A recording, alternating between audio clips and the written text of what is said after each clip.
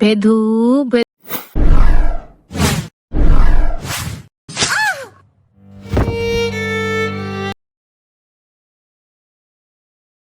बहुत सदियों पुरानी बात है। एक गांव में 7 भाई और एक बहन रहते थे जो खुशी खुशी अपना जीवन बिता रहे थे। 7 भाई बहनों में एक लौती छोटी बहन बहुत ही शांत स्वभाव, आज्ञाकारी एवं संस्कारी थी।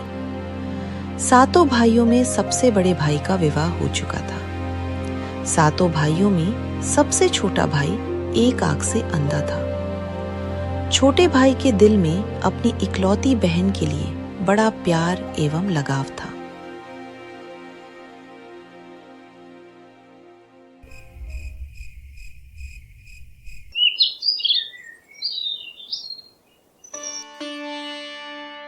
एक दिन बड़े भाई अपनी पत्नी और अपने छोटे भाइयों को साथ लेकर अपने खेतों में काम करने जाने लगते हैं। खेतों में काम करने जाने से पहले अपनी छोटी बहन को खाना बनाने का आदेश देकर घर से निकल जाते।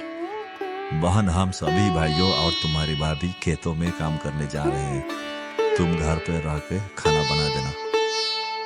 जी भैया, बना दूंगी।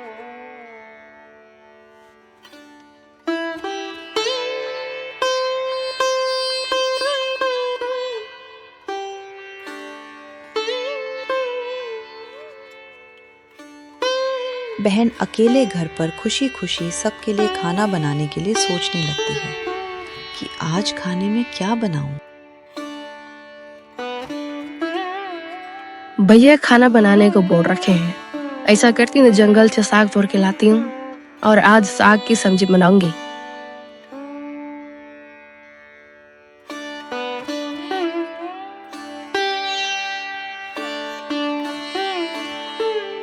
किचन रूम में जाती है और एक टंगी टोकरी लेकर साग तोड़ने जंगल की ओर चल देती है।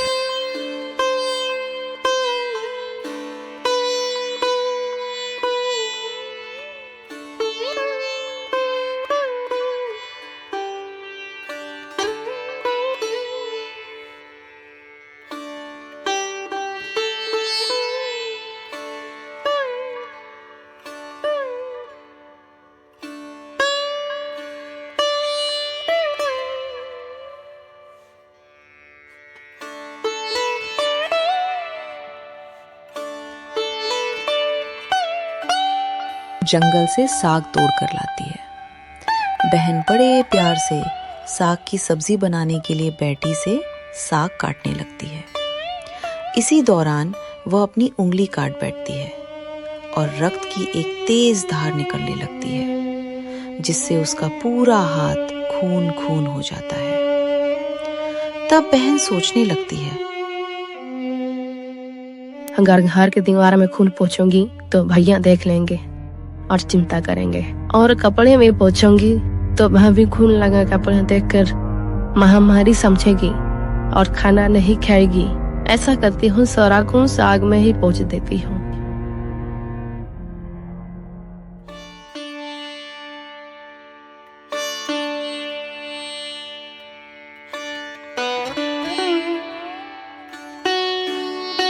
जब सारे भाई और भाभी खेतों से लौटते हैं तो छोटी बहन हमेशा की तरह मिट्टी के बर्तन में सबको खाना बांट कर देती है।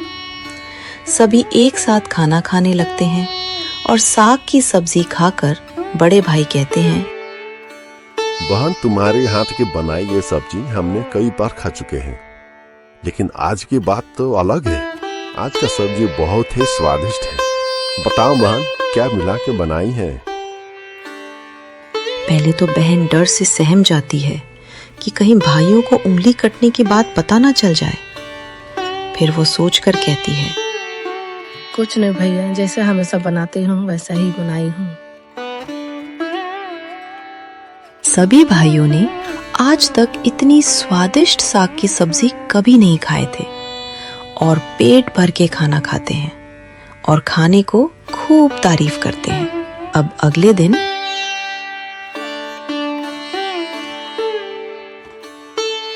बहन, तुमने कल जो सब्जी बनाई थी ना, बहुत ही अद्भुत स्वादिष्ट था। हाँ हाँ छोटी, कल जो साग की सब्जी बनाई थी ना छोटी, बहुत ही स्वादिष्ट था। मैंने भी आज तक इतना स्वादिष्ट सब्जी नहीं खाई थी छोटी। आहा, बहन कल बहुत ही स्वादिष्ट साग की सब्जी बनाई थी, मजा आ गया था। हम सब चाहते हैं कि तुम फिर से वही साग की सब्जी बनाओ। हाँ बहन, फिर से हम सभी वही साग की सब्जी खाना चाहते हैं। जी भैया, बना देती हूँ। बहन सभी के अनुरोध पर फिर से एक बार वही साग की सब्जी बनाती है, लेकिन भाइयों को पिछले दिन के जैसा स्वाद नहीं मिलता। फिर ऐसा ही अनुरोध 3-4 बार हुआ, लेकिन खून लगे साग का स्वाद उनके मन मस्तिष्क से उतर ही नहीं रहा था। और सातों भाइयों ने बहन से उस दिन के खाना बनाने का तरीका जानने का जिद करने लगे। मजबूरन बहन को सारी घटना बतानी पड़ी। बहन सारी बात बताने के बाद वहां से चली जाती हैं। और सच्चाई मालूम होने पर पांचवा भाई, जो बहुत ही लालची किस्म का था, उसने बाकी भाइयों से कहा कि जब बहन का थोड़ा सा खून इतना स्वादिष्ट है, तब बहन का मांस कितना स्वादिष्ट होगा। ये बोलकर सभी भाइयों के बीच चर्चा करने लगा। और सबसे छोटे भाई को छोड़कर बाकी भाइयों ने बहन को मारकर उसका मांस खाने को राजी हो गए। मांस खाने को सोचकर उन सभी के मुंह से लार टपकने लगा। भाइयों बहन को मार के उनका मांस खाने का योजना बनाने लगे। बहन दूसरे रूम से भाइयों का सारा बात सुन रही थी। मेरे बड़े भाइयों मेरा ही मांस खाना चाहते हैं।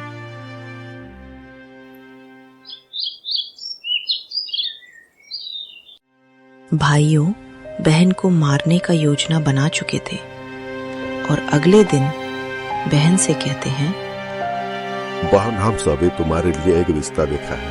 हम सभी और तुम लड़के का घर चलेंगे। बहन आज्ञाकारी थी और वह चाहती थी कि भाइयों की इच्छा पूरी हो, इसलिए वह उनके साथ चल पड़ी। सभी भाई धनुष बाण लेकर बहन के साथ जाने लगे। सभी भाइयों बहन को घने जंगल में लेकर जाते हैं, जहां पहले से 4 केन के वृक्षों पर बने मचान के नीचे पहुंचते हैं और अपनी बहन को झूठ बोलकर चढ़ने के लिए बोलते हैं। बहन अभी समय बहुत है, हम सभी भाइयों इस जंगल में कुछ देर शिकार कर लेंगे, फिर उसके बाद चलेंगे। ऐसा करो, तुम इस मचान में चढ़ जाओ, कोई भी जंगली जानवर तुम पे हमला नहीं करेगा। बहन जान चुकी थी कि आज उसका अंतिम दिन है, फिर भी वो मचान पर चढ़ जाती है।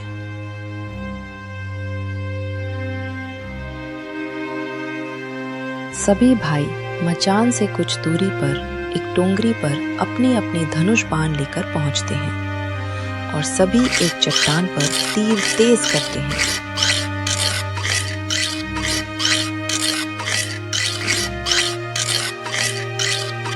सबसे पहले बड़ा भाई तीर चलाता है।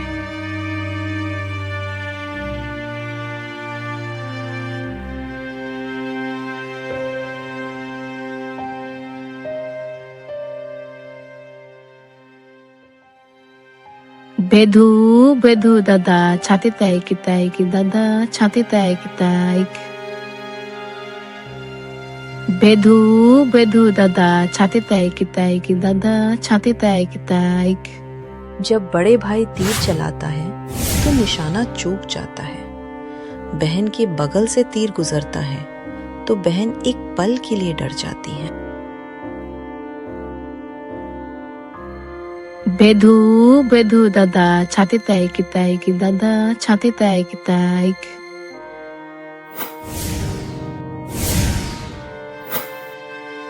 सभी एक एक कर 4 भाइयों तीर चलाते हैं, लेकिन सभी भाइयों के तीर खाली जाते हैं। 6 भाइयों का निशाना नहीं लगता है। 7वां भाई, जो सबसे छोटा था, तीर चलाने से मना कर देता है। लेकिन 6 भाई उसे धमकाते हैं कि अगर उसने तीर नहीं चलाया तो उसे भी बहन के साथ मार देंगे। मजबूर होकर छोटा भाई आगे बढ़ता है और अपना तीर दूसरी दिशा में छोड़ने की कोशिश करता है।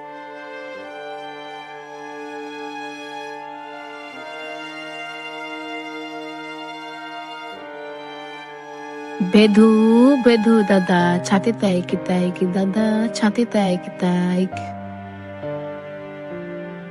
बेधु बेधु दादा छाती ताई की दादा छाती ताई की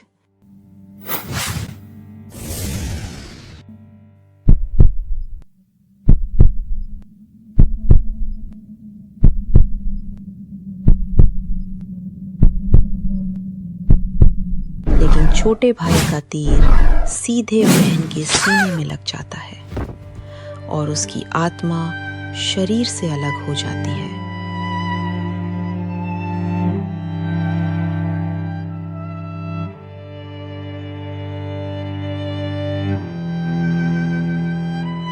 सभी भाइयों मचान के पास जाते हैं और मचान से बहन का शरीर को उतारते हैं। जब 6 भाइयों बहन के शरीर को काटना चाहते हैं, तभी छोटा भाई रोकने का कोशिश करता है। ऐसा मत करो भैया, बहन को छोड़ दो, मत काटो बहन को।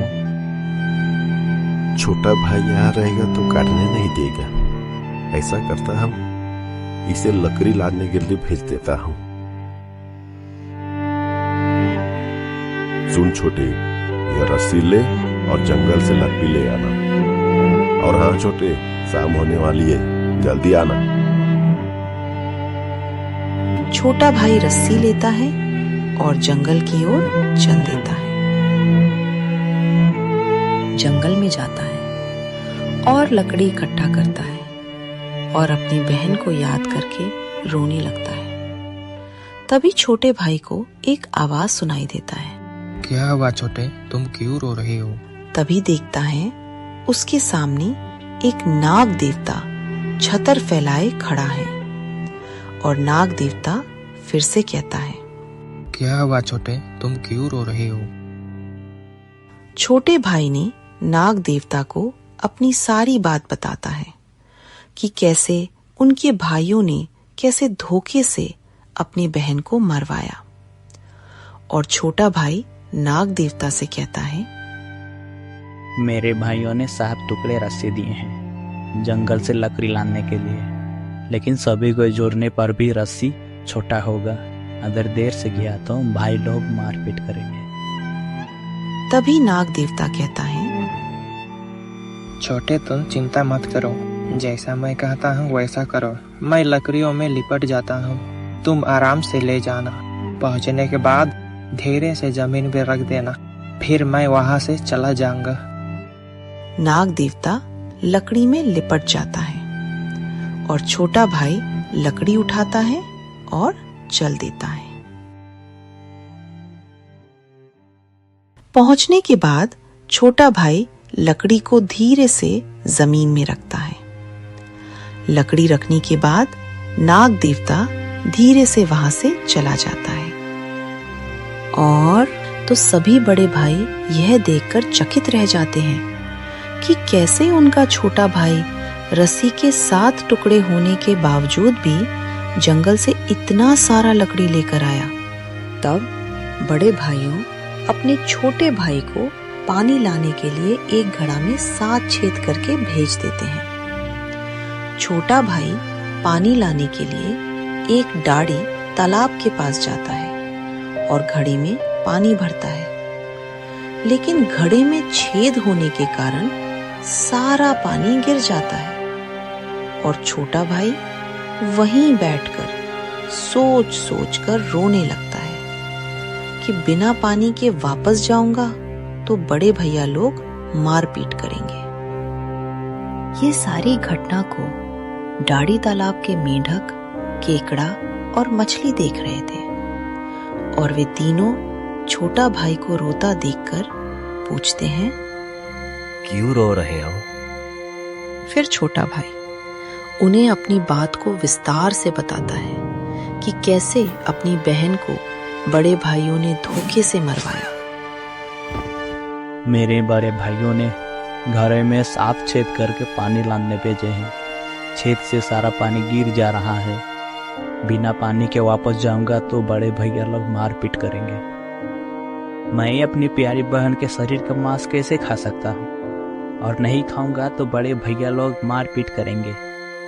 तब मेंढक कहता है, तुम परेशान मत हो, हम सब मेंढक तुम्हारे घड़ा के छेद में चिपक जाएंगे। फिर मछली और केकड़ा बोलते हैं, तुम हमें लेकर चलो। तुम्हारे भाई जब बहन का मांस खाएंगे तब तुम मछली खाना, जब तुम्हारे भाई हड्डी खाएंगे तब तुम केकड़ा खाना। बड़े भाइयों को शक नहीं होगा। मेंढक घड़े के अंदर जाके छेद को बंद कर देते हैं और छोटा भाई घड़े में पानी के साथ साथ केकड़ा और मछली ले लेता है और जल देता है। छोटा भाई पानी लेके पहुंचता है तब पूरी तरह रात हो चुका था। तब छोटा भाई चुपके से उसी आग में मछली और केकड़ा को पका लेता है और जब बहन का पका हुआ मांस खाने को परोसा गया तब बड़े भाइयों से छुपाकर छोटा भाई बहन का मांस को दीमक के तिलहे में डाल देता है और फिर छोटा भाई ने बिल्कुल वैसा ही किया जैसे केकड़े और मछली ने कहा था। सभी भाइयों बहन का मांस खाते, छोटा भाई मछली खाता और सभी भाइयों हड्डी चबाते तो छोटा भाई केकड़ा चबाता। इस घटना के वर्षों बाद छोटा भाई को छोड़ के सभी भाइयों का विवाह हो चुका होता है और इस घटना के वर्षों बाद वहां बांस का एक बड़ा झुंड उगता है। एक दिन एक भीख मांगने वाला जोगी उसी बांस के पास से गुजर रहा था और वह सुंदर सुंदर बांस के बुदा को देखा और सोचता है, अगर इतने सुंदर बांस से केंद्रा बाजा बनाया जाए तो कितना सुरीला धुन निकलेगा। और अपने घर से कुल्हाड़ी लाके बांस को वो जोगी काटने लगता है। तभी उसी समय बांस से आवाज आती है, ना काट काट रे जोगी, ई तो लागो मोर भैया के रुपल बांस।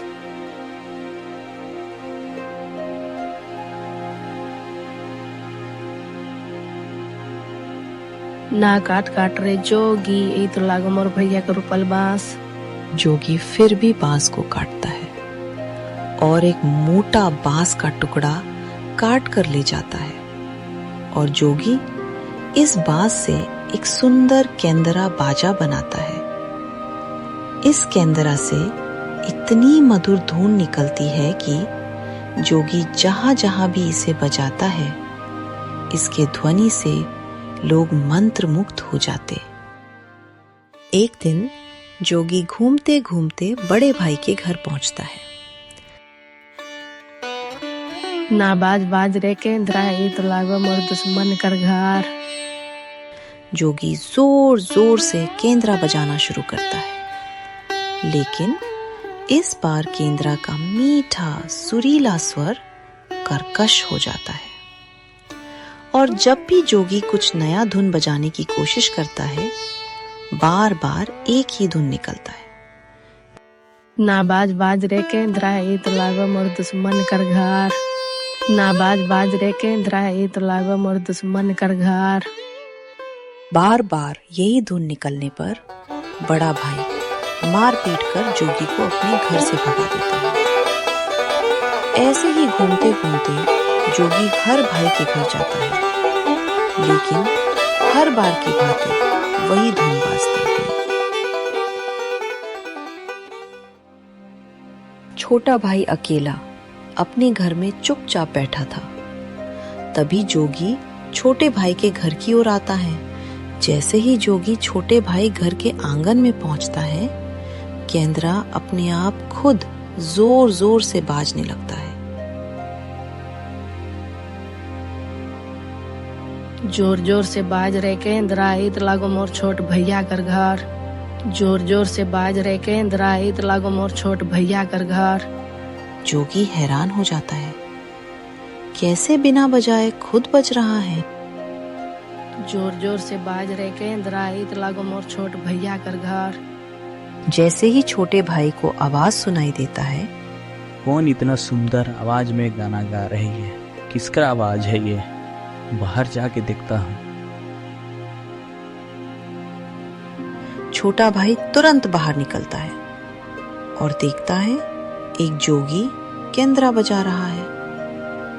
तभी छोटा भाई जोगी के पास जाता है और कहता है, इसका आवाज मुझे बहुत जोरीला लगा। क्या आप इस बाजा को मुझे बेचेंगे? जोगी सोचता है, इस बाजा के वजह से मार खाते खाते बचा हूँ। ऐसा करता हूँ, इसे बेच ही देता हूँ। छोटा भाई जोगी से केंद्रा बाजा खरीद लेता है और जोगी सिक्के का पोटली लेता है और वहां से चला जाता है।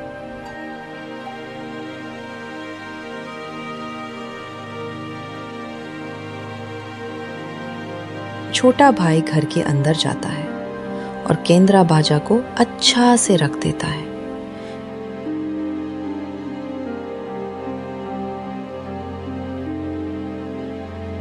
एक दिन छोटे भाई अपने काम से बाहर जाता है। जब वो वापस लौटता है तो देखता है कि उसका घर का कमरा बहुत सुंदर और बहुत साफ दिख रहा है और घर के सारे बर्तन अच्छे तरीके से रखे हुए हैं।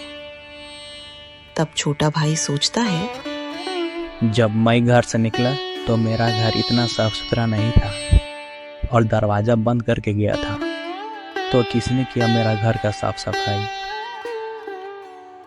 जब भी छोटा भाई घर से बाहर काम के लिए जाता है, यही घटना हर बार देखने को मिलता है और लगातार होने के कारण छोटा भाई के मन में जानने का जिज्ञासा होने लगी कि आखिर मेरे घर को कौन सफाई करता है। मुझे पता लगाना होगा कौन मेरे घर में आता है और हर बार मेरे घर का सफाई करता है।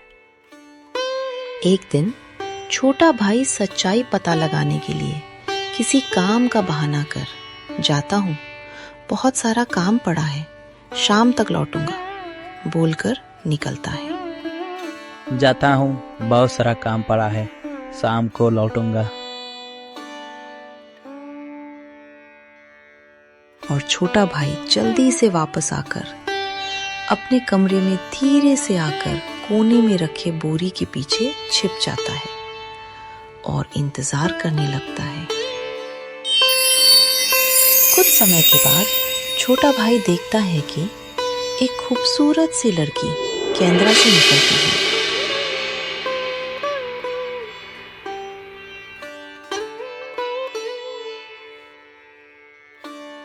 और सारे घर के कमरे को साफ सफाई करने लगती है और सारे कमरे की साफ सफाई कर वापस उसी केंद्रा में समा जाती है। ये देख छोटा भाई की आंखें खुली की खुली रह जाती, क्योंकि उस लड़की की शक्ल अपनी छोटी बहन के जैसी ही होती है।